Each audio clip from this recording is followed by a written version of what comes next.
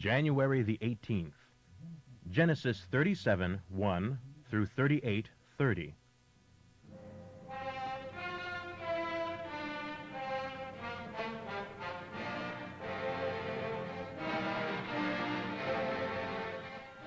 So Jacob settled again in the land of Canaan, where his father had lived. Jacob's son Joseph was now 17 years old. His job, along with his half-brothers, the sons of his father's wives Bilhah and Zilpah, was to shepherd his father's flocks. But Joseph reported to his father some of the bad things they were doing. Now, as it happened, Israel loved Joseph more than any of his other children, because Joseph was born to him in his old age.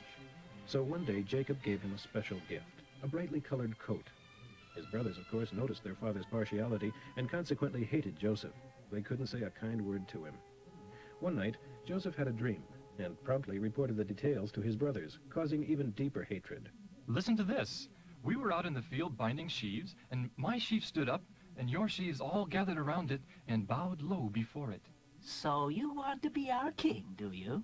His brothers derided, and they hated him both for the dream and for his cocky attitude. Then he had another dream and told it to his brothers.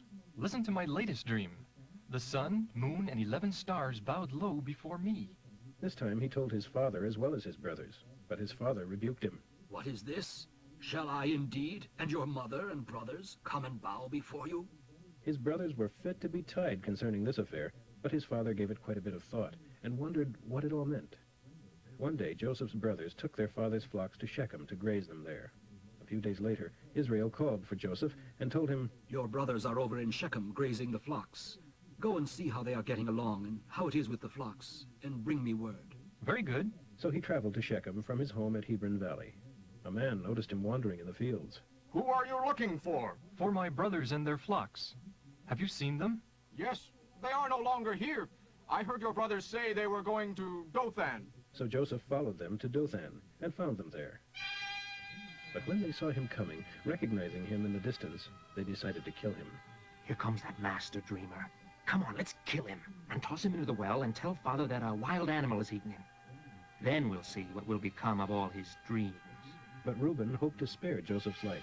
Let's not kill him. We'll shed no blood. Let's throw him alive into this well here.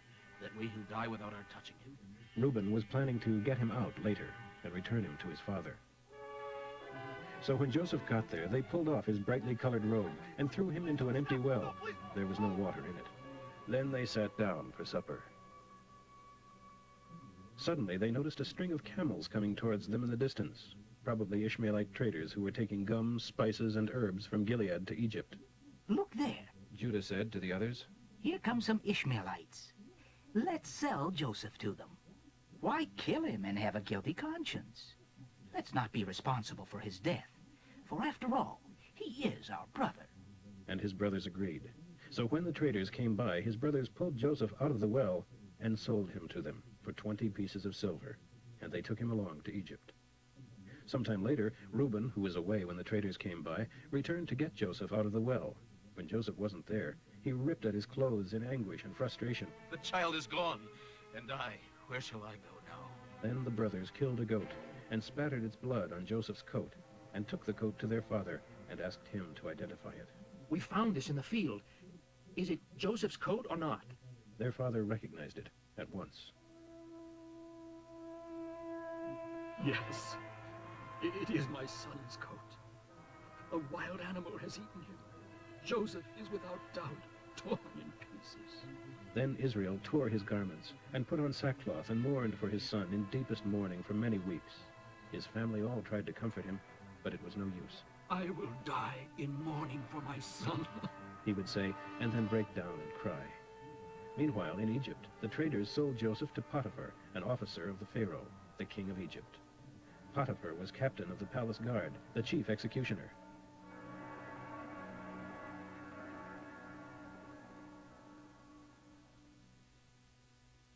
About this time, Judah left home and moved to Adullam, and lived there with a man named Hira. There he met and married a Canaanite girl, the daughter of Shua. They lived at Chezib and had 3 sons, Onan, and Shelah. These names were given to them by their mother, except for who was named by his father. When his oldest son, grew up, Judah arranged for him to marry a girl named Tamar. But was a wicked man, and so the Lord killed him. Then Judah said to Er's brother Onan, You must marry Tamar, as our law requires of a dead man's brother, so that her sons from you will be your brother's heirs. But Onan was not willing to have a child who would not be counted as his own, and so, although he married her, whenever he went in to sleep with her, he spilled the sperm on the bed to prevent her from having a baby which would be his brother's. So far as the Lord was concerned, it was very wrong of him to deny a child to his deceased brother, so he killed him too. Then Judah told Tamar, his daughter-in-law, not to marry again at that time, but to return to her childhood home and to her parents, and to remain a widow there until his youngest son, Shelah, was old enough to marry her. But he didn't really intend for Shelah to do this, for fear God would kill him too, just as he had his two brothers. So Tamar went home to her parents. In the process of time, Judah's wife died. After the time of mourning was over, Judah and his friend Hira the Adullamite went to Timnah to supervise the shearing of his sheep.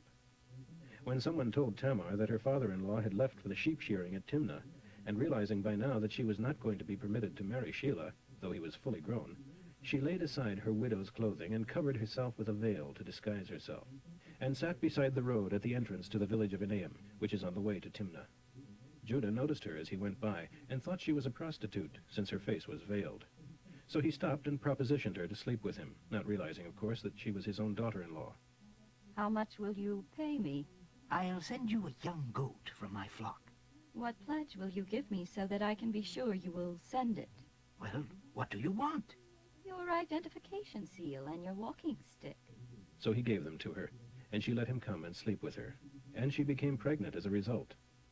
Afterwards, she resumed wearing her widow's clothing as usual. Judah asked his friend Hira the Adullamite to take the young goat back to her and to pick up the pledges he had given her. But Hira couldn't find her, so he asked around of the men of the city. Where does the prostitute live who was soliciting out beside the road at the entrance of the village?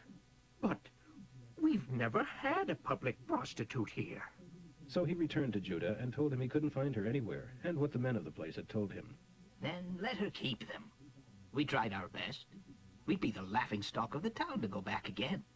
About 3 months later, word reached Judah that Tamar, his daughter-in-law, was pregnant, obviously as a result of prostitution. Bring her out and burn her. But as they were taking her out to kill her, she sent this message to her father-in-law. The man who owns this identification seal and walking stick is the father of my child. Do you recognize them? Judah admitted that they were his, and said, She is more in the right than I am, because I refuse to keep my promise to give her to my son Shelah. But he did not marry her. In due season, the time of her delivery arrived, and she had twin sons. As they were being born, the midwife tied a scarlet thread around the wrist of the child who appeared first, but he drew back his hand, and the other baby was actually the first to be born. Where did you come from? She exclaimed, and ever after he was called Perez, meaning bursting out. Then soon afterwards, the baby with the scarlet thread on his wrist was born, and he was named Zerah. Matthew 12:22 through 45. Then a demon-possessed man, he was both blind and unable to talk, was brought to Jesus. And Jesus healed him so that he could both speak and see. The crowd was amazed. Maybe Jesus is the Messiah. But when the Pharisees heard about the miracle, they said, He can cast out demons because he is Satan, king of devils. Jesus knew their thoughts and replied, A divided kingdom ends in ruin. A city or home divided against itself cannot stand. And if Satan is casting out Satan, he is fighting himself and destroying his own kingdom. And if, as you claim, I am casting out demons by invoking the powers of Satan, then what power do your own people use when they cast them out? Let them answer your accusation.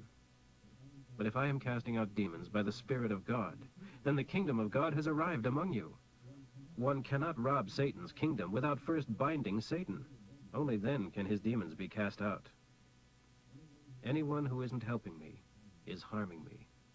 Even blasphemy against me or any other sin can be forgiven, all except one. Speaking against the Holy Spirit shall never be forgiven, either in this world or in the world to come. A tree is identified by its fruit. A tree from a select variety produces good fruit. Poor varieties don't. You brood of snakes, how could evil men like you speak what is good and right? For a man's heart determines his speech. A good man's speech reveals the rich treasures within him. An evil-hearted man is filled with venom, and his speech reveals it. And I tell you this, that you must give account on Judgment Day for every idle word you speak. Your words now reflect your fate then. Either you will be justified by them, or you will be condemned. One day some of the Jewish leaders, including some Pharisees, came to Jesus asking to see a miracle to prove that he was really the Messiah. But Jesus replied, "Only an evil, faithless nation would ask for further proof, and none will be given except what happened to Jonah the prophet. For as Jonah was in the great fish for 3 days and 3 nights, so I, the Son of Mankind, shall be in the heart of the earth 3 days and 3 nights. The men of Nineveh shall arise against this nation at the judgment and condemn you. For when Jonah preached to them, they repented and turned to God from all their evil ways. And now a greater than Jonah is here, and you refuse to believe him. The Queen of Sheba shall rise against this nation in the judgment and condemn it, for she came from a distant land to hear the wisdom of Solomon. And now a greater than Solomon is here, and you refuse to believe him. This evil nation is like a man possessed by a demon. For if the demon leaves, it goes into the deserts for a while, seeking rest, but finding none. Then it says, I will return to the man I came from. So it returns and finds the man's heart clean, but empty. Then the demon finds 7 other spirits, more evil than itself, and all enter the man and live in him. And so he is worse off than before." Psalm 16, 1 through 11. Save me, O God, because I have come to you for refuge. I said to him, "You are my Lord. I have no other help but yours." I want the company of the godly men and women in the land. They are the true nobility. Those choosing other gods shall all be filled with sorrow. I will not offer the sacrifices they do, or even speak the names of their gods. The Lord himself is my inheritance, my prize. He is my food and drink, my highest joy. He guards all that is mine. He sees that I am given pleasant brooks and meadows as my share. What a wonderful inheritance! I will bless the Lord who counsels me. He gives me wisdom in the night. He tells me what to do. I am always thinking of the Lord, and because he is so near, I never need to stumble or to fall. Heart, body, and soul are filled with joy, for you will not leave me among the dead. You will not allow your beloved one to rot in the grave. You have let me experience the joys of life and the exquisite pleasures of your own eternal presence.